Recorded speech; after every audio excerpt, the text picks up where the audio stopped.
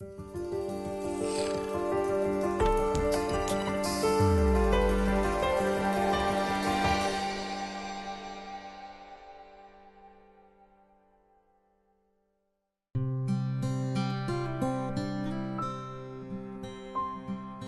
history was about asking, why do we get the kind of history on television that we do? Why do we get the choice of those periods of history? Why do we get the choice of those people presenting it? Why do we get the choice of military history, for example, and not social history?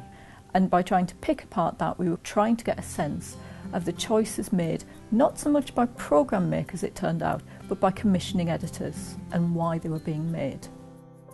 Erin Bell, Senior Lecturer in History.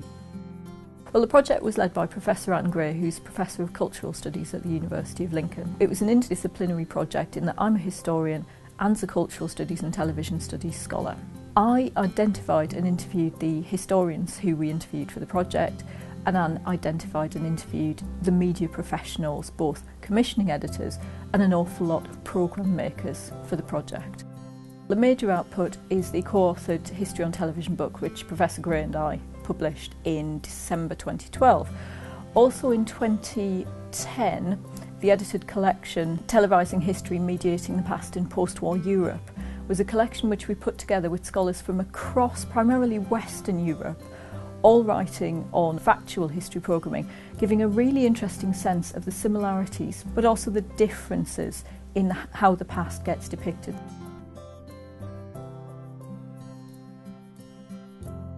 We very much hope the impact will be that both scholars who've been involved in history programming, but also the programme makers themselves and potentially also commissioning editors, will come across our work and will reflect on their practice and possibly change their practice in the light of this. The project definitely has a legacy, I would say, not least in that the British Library have archived the website, so in that sense it will live on. I think also, I'll certainly continue, and Anne will certainly continue to publish in the field, and ideally we'd like to push forward and think more about research very specifically into the audience for history programming.